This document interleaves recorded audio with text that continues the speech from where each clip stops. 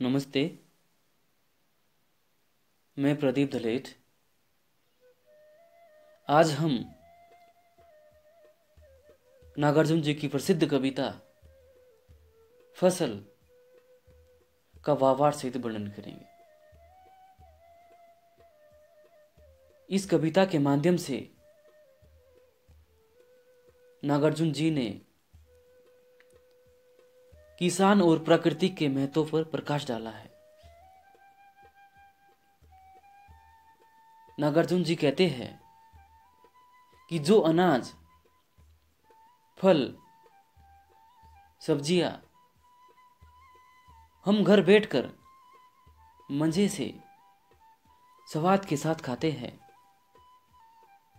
उन्हें उगाने के लिए कितनी मेहनत करनी पड़ती है,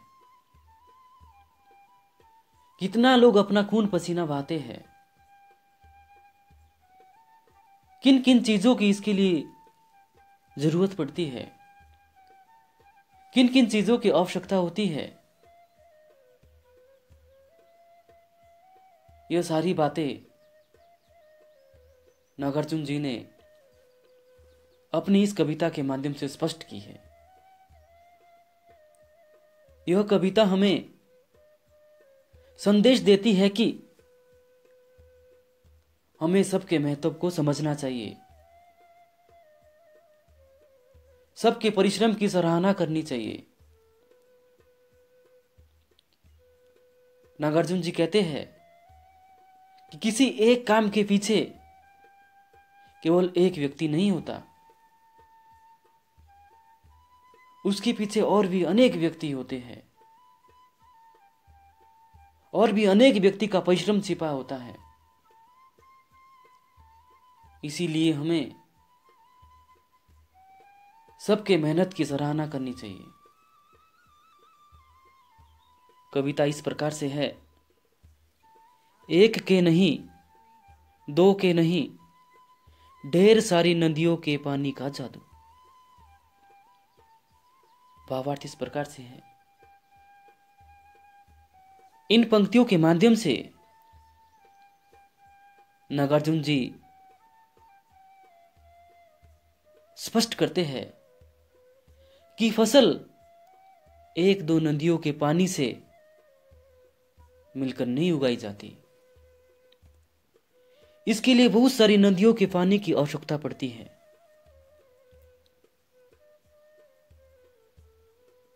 नागार्जुन जी कहते हैं कि फसल उगाने के लिए एक दो नदियों के पानी की आवश्यकता नहीं होती, और भी बहुत सारी नदियों की पानी की आवश्यकता होती है। अब बहुत सारी नदियों की पानी की आवश्यकता कैसे होती है, यह हम स्पष्ट करेंगे। नागार्जुन जी कहते हैं कि समुद्र और महासागर या नदियां, उन नदियों से जब भाप उठता है, भाप उड़ करके जब आसमान में चला जाता है तो उसका बादल बनता है। और ये भाप एक या दो नदियों के पानी के उड़ने से नहीं बनता। ये भाप तो बहुत सारी नदियों के पानी से मिलकर के बनता है, और ये भाप आसमान में बादल का रूप ले लेता है। और जो ये बादल बनते हैं, ये बरसात करते हैं, और बरसात के रूप में जब ये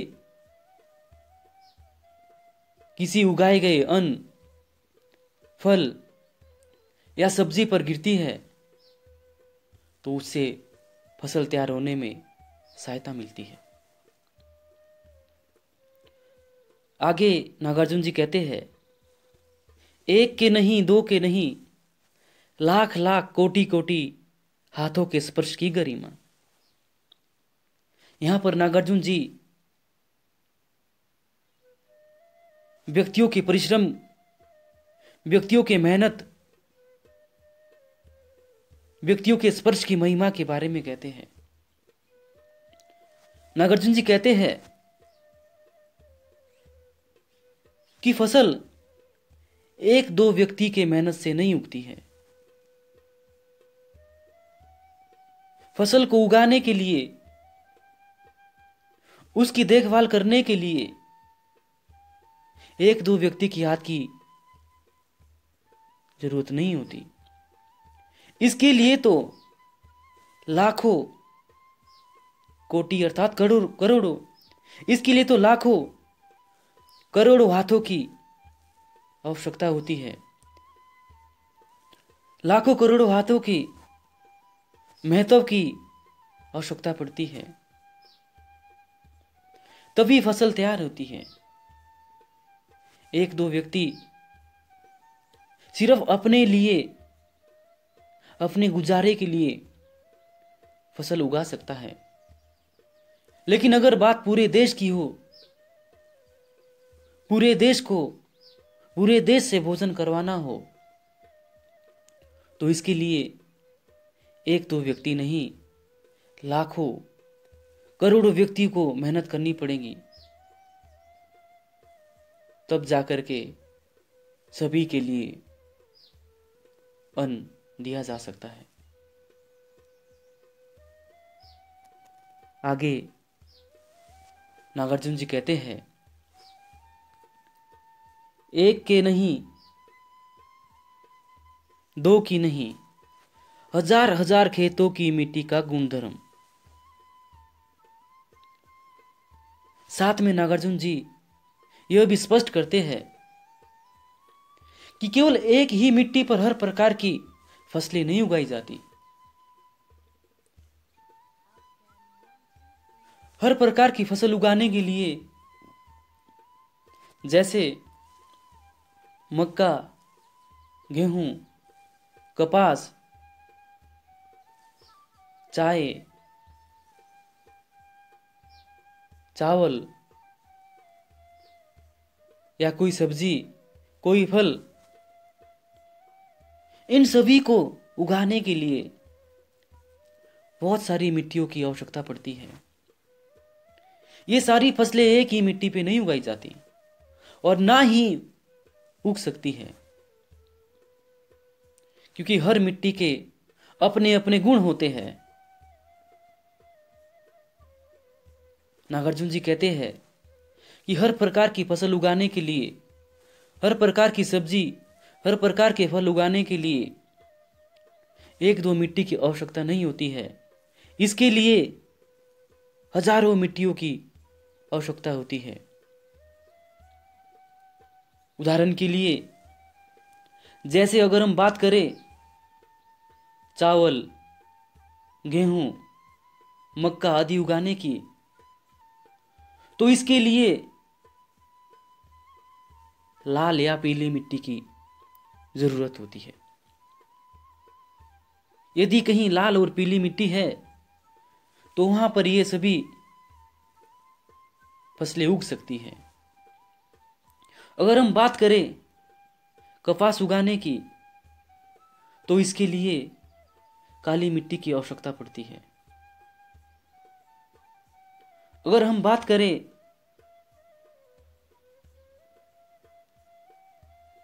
जो बाजरा आदि उगाने की, तो इसके लिए शुष्क मिट्टी की आवश्यकता पड़ती है।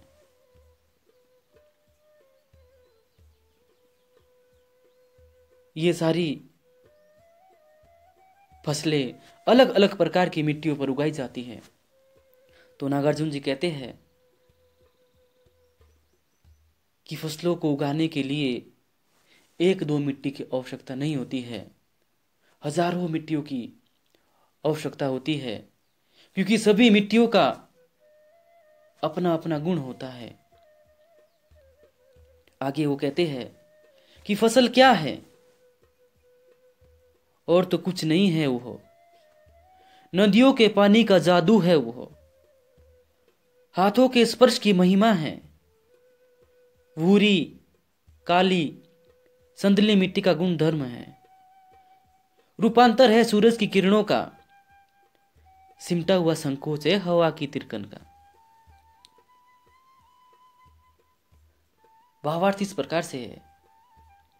नागार्जुन जी अपने आप से सवाल करते हैं, फिर खुद ही जवाब दे रहे हैं।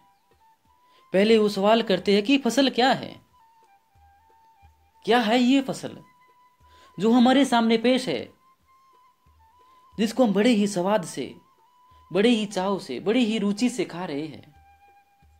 क्या है ये, कहां से आ रही है, हम तक कैसे पहुंच रही है, कैसे उगाया जा रहा है ये सब, इन्हें उगाने के लिए किन किन चीजों की आवश्यकता पड़ रही है। तो इन सवालों का जवाब वो खुद ही ढूंढते हुए कहते हैं कि ये फसल, ये अनाज और तो कुछ नहीं है, बस इतना है कि इस अनाज को उगाने के लिए, इन फसलों को तैयार करने के लिए बहुत सारे नदियों के पानी की आवश्यकता होती है। ये एक नदी के पानी से नहीं उगती है, बहुत सारी नदियों के पानी की जरूरत पड़ती है, तब जाके फसल तैयार होती है। साथ में वो ये भी कह रही है कि यदि पानी तो होगा लेकिन कोई मेहनत करने वाला नहीं होगा तो फसल नहीं होगी। तो पानी के साथ साथ वो हाथों के स्पर्श की महिमा है। बहुत सारे लोगों की मेहनत की आवश्यकता पड़ती है, बहुत सारे लोगों के महत्व की जरूरत होती है। यदि सभी लोग मिलकर के काम करेंगे तभी फसल तैयार की जा सकती है। अकेला व्यक्ति फसल तैयार नहीं कर सकता पूरे देश के लिए। आगे उन्होंने ये भी कहा है कि भूरी काली संदली मिट्टी का गुणधर्म है कि फसल और तो कुछ नहीं है, लेकिन फसल उगाने के लिए अनेक प्रकार की मिट्टी की जरूरत पड़ती है, क्योंकि सभी मिट्टी का अपना अलग गुण होता है। जैसे भूरी मिट्टी, काली मिट्टी, चंदन जैसे रंग की मिट्टी आदि, इन सभी मिट्टियों के सहयोग से फसल तैयार की जा सकती है। एक मिट्टी पर सभी प्रकार की फसल नहीं हो सकती।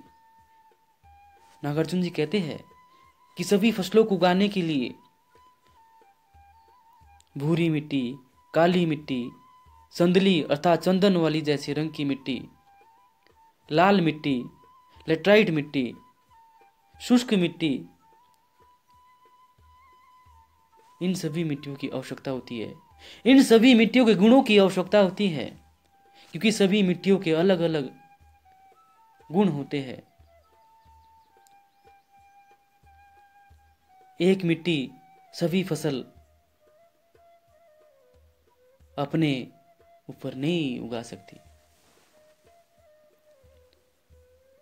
आगे नागार्जुन जी कहते हैं, रूपांतरण है सूर्य की किरणों का,